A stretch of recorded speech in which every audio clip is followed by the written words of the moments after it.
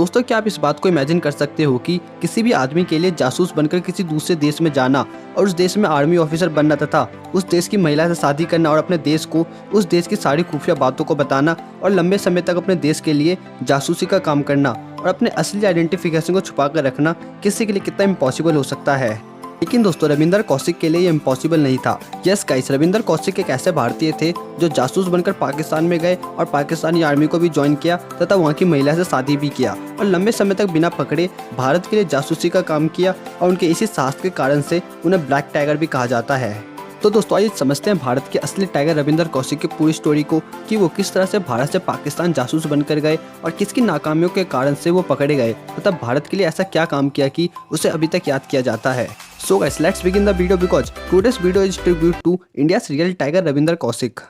दोस्तों, इस कहानी की शुरुआत होती है 11 अप्रैल 1952 से, जब राजस्थान के श्री गंगानगर नाम के जिले में रविंदर कौशिक का जन्म हुआ। उनके पापा JM कौशिक एयरफोर्स में काम करते थे और रविंदर कौशिक को बचपन से ही थिएटर में काम करने का बहुत शौक था, इसलिए वो आगे फ्यूचर में जाकर थिएटर में ही अपना करियर बनाना पसंद करते थे। और फ्यूचर में रविंदर कौशिक एक फेमस थिएटर आर्टिस्ट बने तथा उनकी एक्टिंग उन लोगों को बहुत ही ज़्यादा अच्छी लगती थी।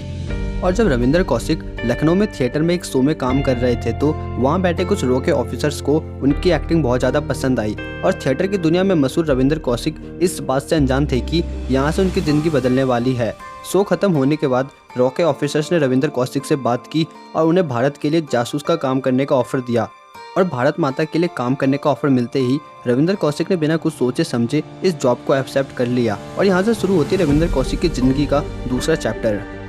स्पाई का जॉब एक्सेप्ट करने के बाद 2 साल तक रविंदर कौशिक को दिल्ली में जासूस की ट्रेनिंग दी गई।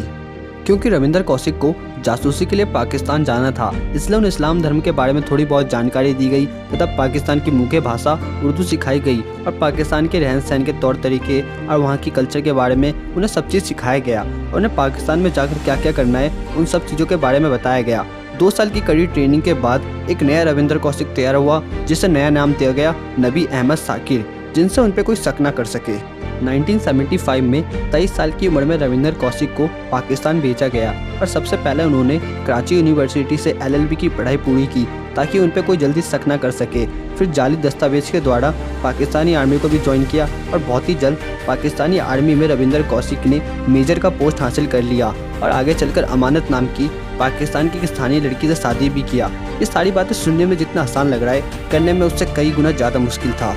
1979 से रविंदर कौशिक ने भारत के लिए ऐसी खबरों को बेचने का सिलसिला शुरू किया जिससे कई बार पाकिस्तान को भी समझ नहीं आ रहा था कि भारत को सारी बातें कैसे पता चल रही है। इसी बीच रविंदर कौशिक ने भारतीय ऑफिस को कुछ ऐसी खबर भेजी जिस कारण से 20,000 भारतीय सैनिकों की जान बच सकी। और इतने रिस्की काम को रविंदर कौशिक बहुत ही साफ तरीके से करते थे, जिस कारण पाकिस्तान को कभी रविंदर कौशिक पर शक भी नहीं हुआ था और उनकी किसी बहादुरी के कारण से उन्हें सब ब्लैक टाइगर के नाम से पहचानने लगे थे। और दोस्तों, साल 1983 रविंदर कौशिक की ज़िंदगी का सबसे खराब साल था,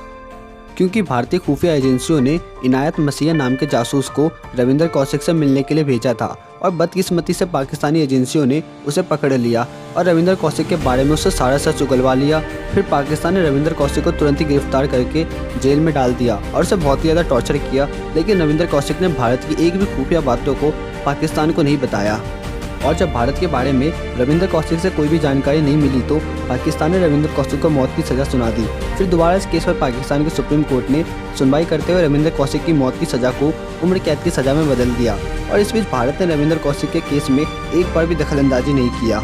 क्योंकि किसी भी देश का कोई जासूस पकड़ा जाता है तो उस देश की सरकार उस जासूस से अपना पल्ला झाड़ लेती है और चाहते हुए भी उस जासूस की कोई मदद नहीं कर पाती है। फिर कई सालों तक रविंदर कौशिक ने पाकिस्तान की जेलों में अपनी उम्र कैद की सज़ा काटी और पाकिस्तान की पूरी कोशिश के बाद भी रविंदर कौशिक का मनोबल नहीं टूट पाया और पाकिस्तान को रविंदर कौशिक से भारत के बारे में कोई भी खुफिया जानकारी नहीं मिल सकी।